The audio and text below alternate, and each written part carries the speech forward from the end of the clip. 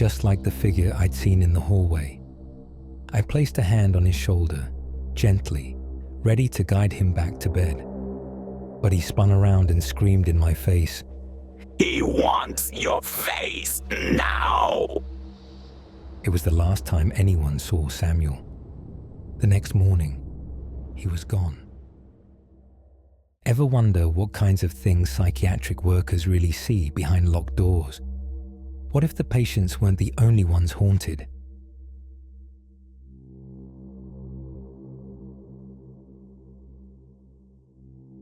I worked in psychiatric care for over a decade.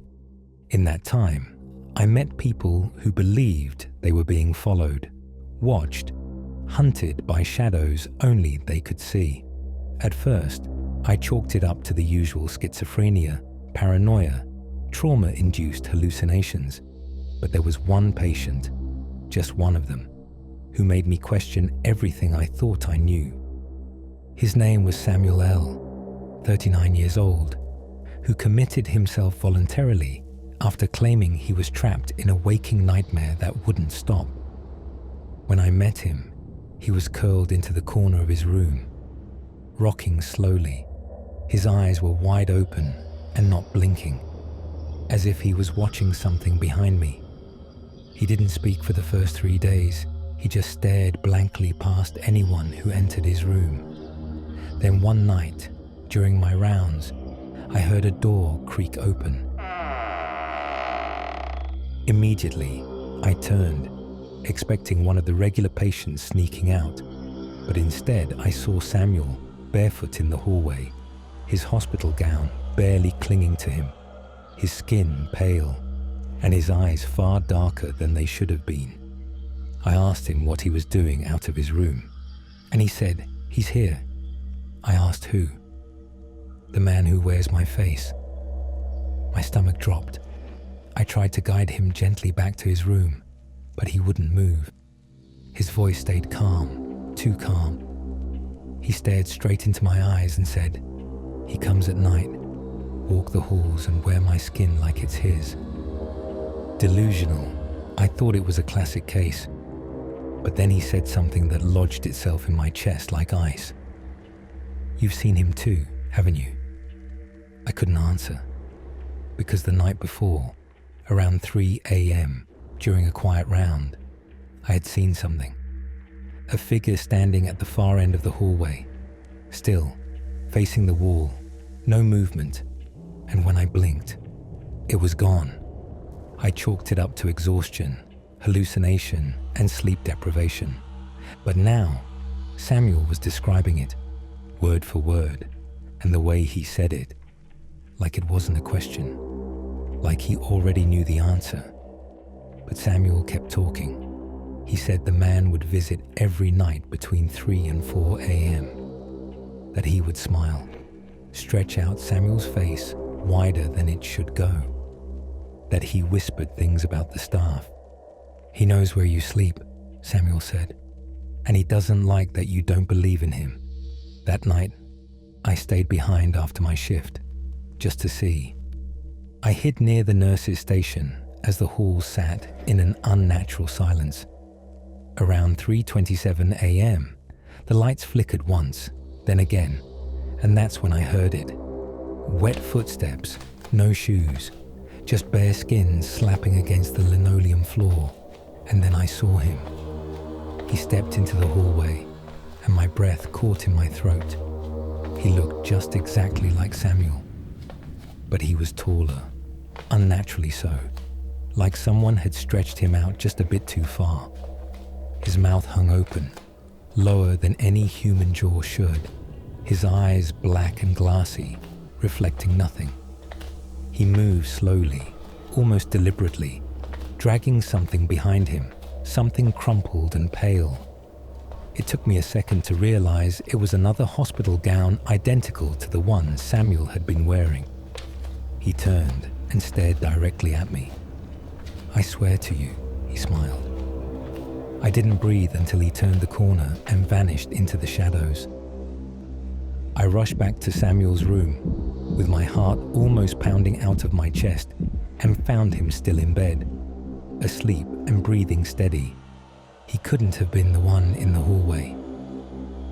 I checked the security footage the next morning, still scared. But when I scrubbed through the timeline, 3:27 a.m. was gone. Just a block of corrupted data, static, like that moment had been erased or never meant to be seen. I tried to tell the staff what I saw, but they didn't take it seriously. They just shrugged and said, "This place is old." Stuff like that happens. Like the flickering lights and the missing camera footage were just normal problems in an old hospital. But Samuel kept getting worse. He said the man would whisper to him every night, said he could feel him breathing beside the bed, that he'd promised to make him a permanent part of the walls. Then one night, during my rounds, I found Samuel standing in the far corner of his room, facing the wall, still as stone, just like the figure I'd seen in the hallway. I placed a hand on his shoulder, gently, ready to guide him back to bed. But he spun around and screamed in my face, "He wants your face now!" It was the last time anyone saw Samuel. The next morning, he was gone. No signs of struggle. The door is still locked from the inside. No open windows. Just a crumpled gown left on the bed and a long, dark smear across the floor leading into the corner. They called it elopement. They said he somehow escaped, but I know better. That thing didn't want Samuel anymore. It was still in the halls, and now it was looking at me. A few nights later, I was leaving the hospital late. I passed a window and saw something in the reflection behind me. Something tall, wearing a patient gown, mouth too wide. When I turned around, no one was there. But the next morning, I found a note slid under my door. In Samuel's handwriting, it said, "I told you he doesn't like unbelievers." I didn't sleep that night. I sat on the couch with the lights on, blinds closed, the note on the table in front of me like it might start bleeding. I must have read it 50 times. "I told you he doesn't like unbelievers." The handwriting was identical to Samuel's intake forms. The looping S, the sharp T. But that was impossible. He was gone. He'd vanished. He couldn't have followed me home, right? The next few days at the hospital were off. Patients started acting stranger than usual. One woman refused to eat or speak unless all the lights in her room were turned off. She said she could see him better that way. Another patient started clawing at her skin, crying, "Get his face off me," over and over again. But it wasn't just them. The staff started changing too. One of the nurses, Elena, was usually friendly and joked a lot to help us get through the tough shifts. But then, she suddenly changed. She stopped talking. She kept staring at herself in the windows, like she was looking at someone else. When I asked if she was okay, she said, "I don't think that's me in the mirror anymore." 2 days later, she quit without warning. She left her badge and keys in the medication room and walked out barefoot. No one ever saw her again. Then came the third night, 3:32 a.m. I was filling out paperwork in the break room when I heard the intercom click on. Nothing unusual at first. Those old systems always made noise. But this wasn't just static. I felt breathing, shaky and deep, right next to my ear. Then I heard a whisper. "Have you seen me yet?" I froze. The air around me felt thick, heavy, like I was underwater. I reached for the intercom switch to turn it off and felt a cold hand wrap around mine. But when I looked, no one was there, just my own hand, shaking, drenched in sweat. I ran to the security room, pulled up the cameras. Most were working fine, but the feed from Ward C Samuel's old wing was pure static again. I watched the other monitors, scanning each hallway. Most were empty, except one. In the south corridor, right outside the locked visitation wing, stood a tall figure in a gown. Barefoot, still. No ID badge, no staff tag, just standing there. Then he turned slowly and stared directly at the camera, at me. He raised one hand, waved, and then all the monitors went black. The hospital's power didn't go out. The lights were still on, the machine still humming. Only just the cameras went off, just long enough for him to disappear again. I put in a request to take a few days off after that. I didn't tell anyone why. But the night before I left, I checked my locker. Inside wasn't my jacket or clipboard. It was a patient gown, freshly folded, and written across it in Sharpie over the chest pocket, "You're next."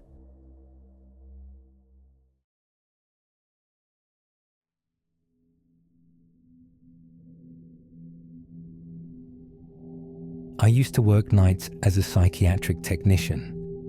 It wasn't a glamorous job, mostly just paperwork, hourly checks, and making sure no one hurt themselves or anyone else. It was the kind of job you take when you're young and think you're untouchable.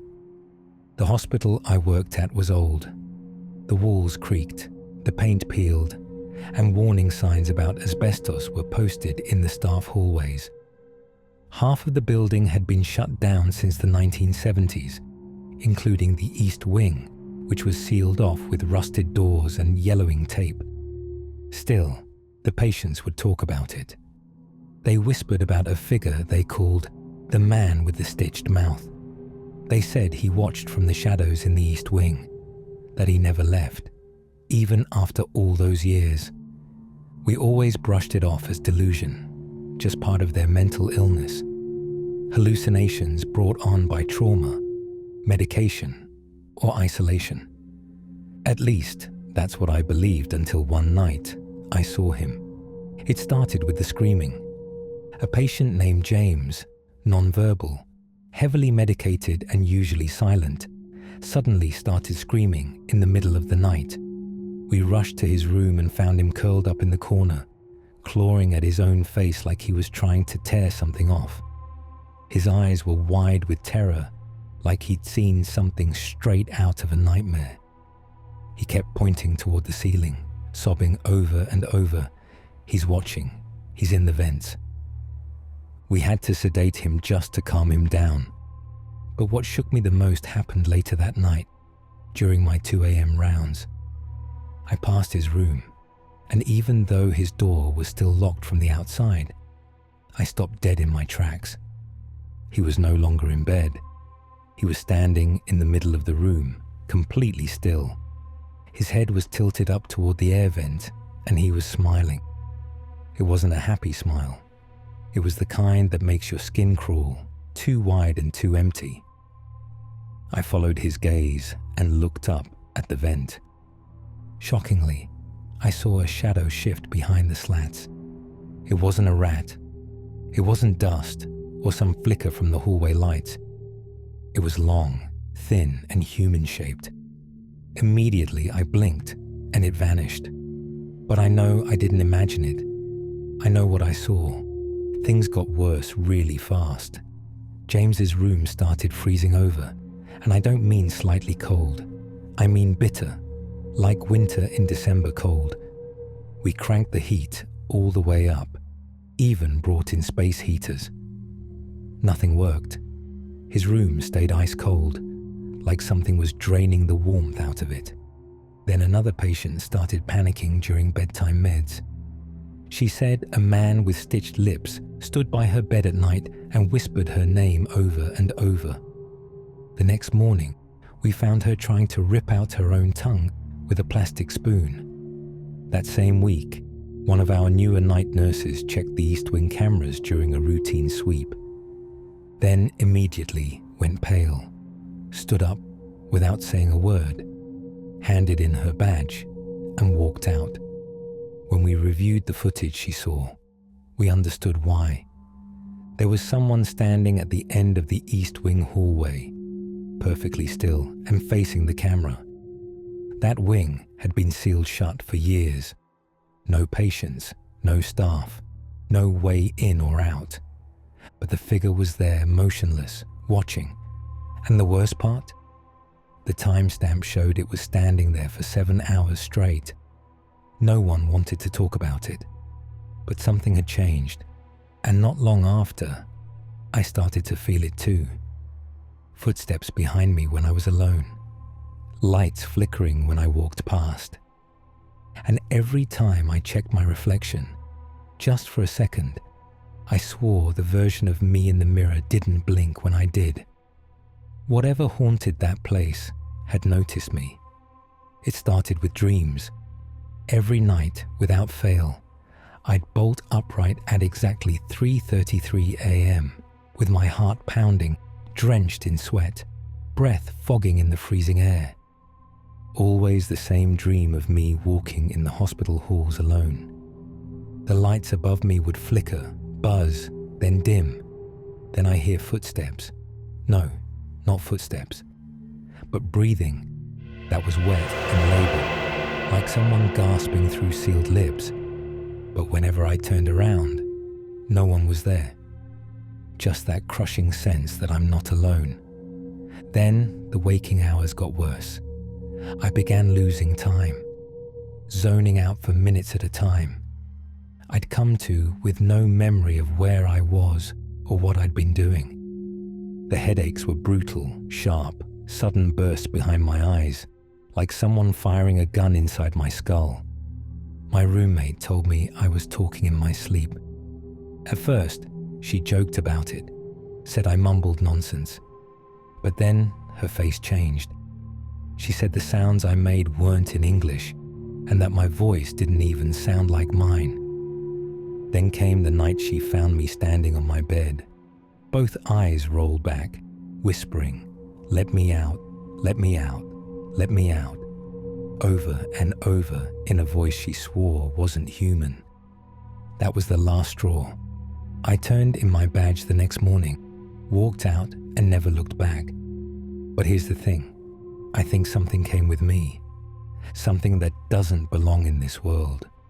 Something that still visits me every night. And every time the clock hits 3:33 a.m., I'm afraid to look behind me. Now my apartment has cold spots. I find dark threads woven into my bed sheets, which is too thick for hair, too coarse for fabric. And the vents. Sometimes I hear something breathing in them. I moved last month to a different city, which didn't help.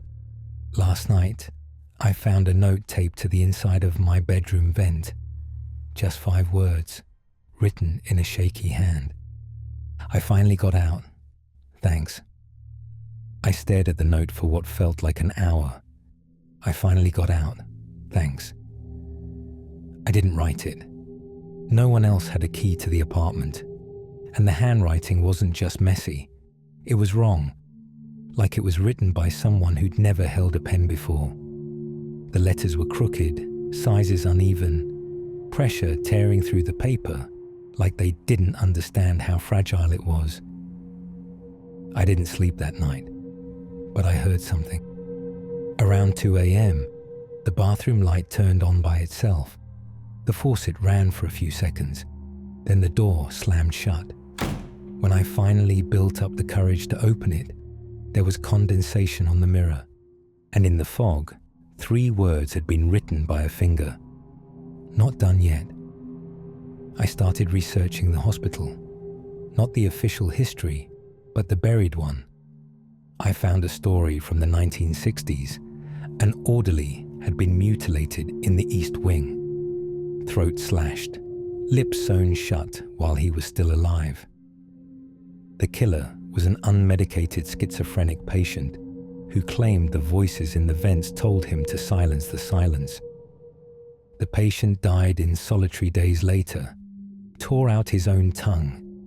No one ever figured out how he got the wire to sew the lips. No one ever figured out how he got into that side of the wing. They closed it down the next day, bricked it up, and the file sealed. But what if that presence never left? What if it wasn't just a delusion shared by the patients? What if it's real? Because now, I'm seeing things in mirrors. Sometimes, I'll be brushing my teeth, blink, and for a split second, he's standing just behind me. I can't move, can't scream, just stare at myself while his stitched face slowly leans closer. And then I blink again, and it's just me. I went to a priest. I told him it was about a friend. He gave me holy water and told me to pray. I didn't believe in that stuff until I sprinkled the water on my bedroom vent. It hissed. Literally hissed, like something scalded.